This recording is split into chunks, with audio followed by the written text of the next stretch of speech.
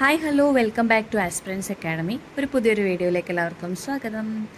അപ്പോൾ high court അസിസ്റ്റൻറ്റിന് result വന്നിട്ടുണ്ട്. 2 ദിവസമായി റിസൾട്ട് വന്നിട്ട് ഇപ്പോഴാണ് ഒരു വീഡിയോ ചെയ്യാനുള്ളൊരു മൂഡ് കിട്ടിയത്.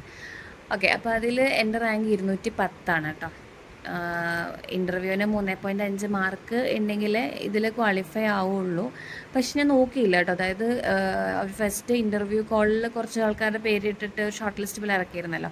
അപ്പോൾ അതിലെല്ലാവരും ഇതിലുണ്ടോ എന്ന് ഞാൻ നോക്കാൻ പോയില്ല കേട്ടോ. അങ്ങനെ 3.5 പോലും കിട്ടാത്ത ആൾക്കാരുണ്ടോയെന്ന് അറിയില്ല. അപ്പോൾ എന്തായാലും എനിക്ക് ഇൻ്റർവ്യൂവിന് 6 മാർക്കാണ്. 6 മാർക്ക് കുറവാണെന്നാണ് തോന്നുന്നത്.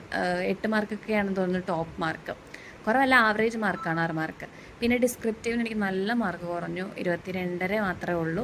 ഡിസ്ക്രിപ്റ്റീവ് കുറച്ചുകൂടെ മാർക്ക് ഉണ്ടായിരുന്നെങ്കിൽ കുറച്ചുകൂടി നല്ല മാർക്ക് കിട്ടിയേനായിരുന്നു. പിന്നെ ഒബ്ജക്റ്റീവും കുറവാണ്, പക്ഷേ അതിലിതെടുത്ത് റാങ്ക് ലിസ്റ്റ് എടുത്ത് നോക്കുമ്പോൾ മിക്കുള്ളവർക്കും ആ റേഞ്ചിൽ കൂടുതലുള്ളവരുണ്ട്. പക്ഷേ എന്നാലും ഭൂരിപക്ഷം ആൾക്കാരും ആ ഒരു കട്ട് ഓഫ് റേഞ്ചിലുള്ളവർ തന്നെയാണ്. ഞാൻ പറഞ്ഞില്ലേ, പിന്നെ നമ്മുടെ റാങ്കിൻ്റെ നിർണായക പങ്ക് അന്ന് പഠിച്ചുകൊണ്ടിരിക്കുമ്പോൾ ഞാൻ പറഞ്ഞിട്ടുണ്ടായിരുന്നു, നിർണായക പങ്ക് നിശ്ചയിക്കാൻ പോകുന്നത് എന്തായാലും ഡിസ്ക്രിപ്റ്റീവ് തന്നെയാണ്. ഇൻ്റർവ്യൂ 10 മാർക്ക് ഉണ്ട്, അതെന്തായാലും ഒരു അത്യാവശ്യം മാർക്ക് എല്ലാവർക്കും കിട്ടും. അപ്പം ഡിസ്ക്രിപ്റ്റീവ് തന്നെയായിരിക്കും റാങ്ക് നിർണ്ണയിക്കാൻ പോകുന്നതെന്ന് പറഞ്ഞു. അത് കറക്റ്റായിട്ട് ഇവിടെ പ്ലേ ചെയ്തിട്ടുണ്ട്. ഡിസ്ക്രിപ്റ്റീവിൻ്റെ മാർക്ക് തന്നെയാണ് ഇവിടെ റാങ്ക് നിർണ്ണയിച്ചിരിക്കുന്നത്. അപ്പം എന്തായാലും ഹൈക്കോർട്ട് അസിസ്റ്റൻറ്റ് ഞാൻ 0% പ്രതീക്ഷയാണ് അതിൽ ജോലി കിട്ടുമെന്ന്. കാരണം 210 റാങ്കൊന്നും വെച്ചിട്ട് ജോലി കിട്ടാൻ പോകുന്നില്ല. അതുപോലെ ജനറൽ കാറ്റഗറിയാണ്. അപ്പോൾ ഞാൻ വീണ്ടും ബാക്കിലോട്ട് പോകും. 258 പേരുടെ ലിസ്റ്റാണ്. അപ്പം എനിക്ക് കിട്ടും എന്ന് അങ്ങനെ വലിയ പ്രതീക്ഷയൊന്നുമില്ല, ഞാൻ പ്രതീക്ഷ വെക്കുന്നില്ല. ഐ തിങ്ക് ഇതിൻ്റെ വാലിഡിറ്റി 2 വർഷം തോന്നുന്നു. 2 വർഷത്തിൽ റിട്ടയർമെൻറ്റ് വേക്കൻസി, NGD അങ്ങനത്തെ കാര്യങ്ങളൊക്കെ നോക്കിയിട്ടായിരിക്കും ഇതിൽ വേക്കൻസി ഫില്ലാവുന്നത്. സോഫാർ എനിക്ക് തോന്നുന്നു 41 44 എന്തോ വേക്കൻസിയാണ് റിപ്പോർട്ട് ചെയ്തിരിക്കുന്നത്. പ്ലസ് കുറച്ച് NGD ഉണ്ടെന്ന് തോന്നുന്നു. അപ്പോൾ അത്രയൊക്കെ ഉള്ളൂ. കഴിഞ്ഞ വട്ടം 100+ പേരെ മാത്രമേ ഹൈക്കോർട്ട് അസിസ്റ്റൻറ്റിൽ എടുത്തുള്ളൂ. 400 പേരുടെ എന്തോ ലിസ്റ്റായിരുന്നു കഴിഞ്ഞ വട്ടം. അതിലൊരു 100+ ആൾക്കാർ അവർ അഡ്വൈസ് കൊടുത്തു. അതിൽ 79 എന്തോ റാങ്ക്, 79ാമത് OC മാത്രമേ റാങ്കിൽ പോയിട്ടുള്ളൂ. 79 വരെ പോയിട്ടുള്ളൂ. അതുകൊണ്ട് തന്നെ വലിയ രീതിയിൽ പ്രതീക്ഷിക്കുന്നൊന്നുമില്ല ഈ ഒരു ഇത് കിട്ടുമെന്ന്. പിന്നെ എനിക്കറിയായിരുന്നു ഡിസ്ക്രിപ്റ്റീവ് എനിക്ക് മാർക്ക് എന്തായാലും നല്ലത് കിട്ടില്ല എന്ന്. കാരണം ഞാൻ ആ ഒരു രീതിയിൽ പ്രിപ്പയർ ഒന്നും ചെയ്തിട്ടുണ്ടായില്ല.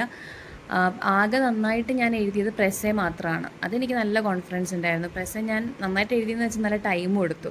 അപ്പോൾ അത്രയും ടൈം എടുത്തപ്പോൾ ബാക്കിയൊക്കെ കവർ ചെയ്യാനുള്ള ടൈം കിട്ടിയില്ല. 2 essay, പിന്നെ 10 കോംപ്രിഹെൻഷൻ ക്വസ്റ്റ്യൻ ഉണ്ടായിരുന്നു. അപ്പോൾ അത് വായിച്ച് അതിൽ നിന്ന് എടുത്ത് എഴുതണം. അങ്ങനെ കുറച്ച് എനിക്ക് ടൈം കൺസ്ട്രെയിൻസ് ഉണ്ടായിരുന്നു. അത് പ്രാക്ടീസ് ഇല്ലാത്തതുകൊണ്ടാണ്. നമ്മൾ പ്രാക്ടീസ് ഇങ്ങനെ ഡിസ്ക്രിപ്റ്റീവ് ടൈപ്പ് എക്സാം ആദ്യമായിട്ടാണ് ഞാൻ എഴുതിയത്. അപ്പോൾ അതിൻ്റെ ആയിട്ടുള്ള പ്രാക്ടീസ് ഒന്നും ഇല്ലാത്തതിൻ്റെ വലിയൊരു പോരായ്മ കണ്ടിരുന്നു. അത് മാർക്കിലും കാണുന്നുണ്ട്. പിന്നെ ഡിസ്ക്രിപ്റ്റീവിൽ എനിക്ക് തോന്നുന്നു ടോപ്പ് മാർക്ക് 40 റേഞ്ച്, ആ ഒരു റേഞ്ചിലൊക്കെയാണ് ടോപ്പ് മാർക്ക് വന്നിരിക്കുന്നത്. 50 മാർക്കും ഇല്ലെന്ന് തോന്നുന്നു ഡിസ്ക്രിപ്റ്റീവിൽ.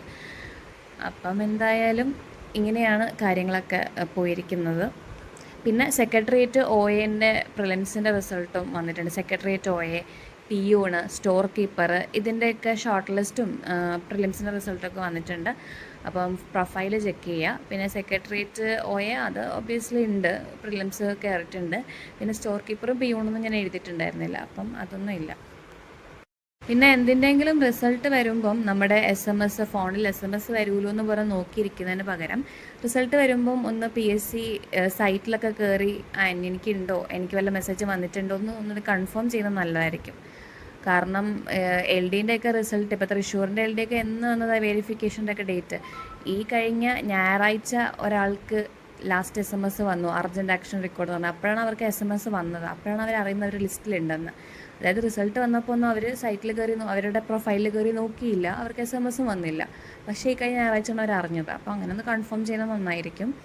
കുഴപ്പമൊന്നുമില്ല, അവർ മാക്സിമം ട്രൈ ചെയ്യും, നിങ്ങളെ അറിയിക്കും. വെരിഫിക്കേഷൻ നിങ്ങൾ വരാൻ വേണ്ടി മാക്സിമം അവർ ട്രൈ ചെയ്യും. ഫോൺ വിളിക്കും, ഇതുപോലെ SMS വീണ്ടും അയക്കും, അല്ലെങ്കിൽ കത്തയക്കും. അങ്ങനെ മാക്സിമം അവർ ട്രൈ ചെയ്യും. എന്നാലും ആ ലാസ്റ്റ് നിമിഷം പോയി ഹറിബറി ചെയ്യേണ്ട ആവശ്യമില്ലല്ലോ. അപ്പോൾ എന്തെങ്കിലും റിസൾട്ട് വന്നു കഴിഞ്ഞാൽ SMS വന്നില്ലെന്നും പറഞ്ഞിരിക്കരുത്. പ്രൊഫൈലിൽ കയറിയും കൂടി നോക്കണം കേട്ടോ. എന്തെങ്കിലും അപ്ഡേറ്റ്സ് ഉണ്ടോ, കൺഫർമേഷൻസ് ഉണ്ടോ, എന്തെങ്കിലും റിസൾട്ട് ഉണ്ടോ എന്ന് നോക്കാൻ മറക്കരുത്. അപ്പോൾ ഇത്രയേ ഉള്ളൂ. ഇത്രയൊന്നും എല്ലാവരോടും പറയാൻ വേണ്ടിയിട്ട് ചെയ്തൊരു വ്ളോഗായിരുന്നു. ഇനി ബാക്കി നമുക്ക് വേറൊരു ക്ലാസ്സിൽ നമുക്കൊരു സ്റ്റഡി വ്ളോഗ് പോലെ ചെയ്യാം. അപ്പോൾ അടുത്തൊരു ക്ലാസ്സിൽ കാണുന്നവരെ എല്ലാവർക്കും ടാറ്റ ബൈ.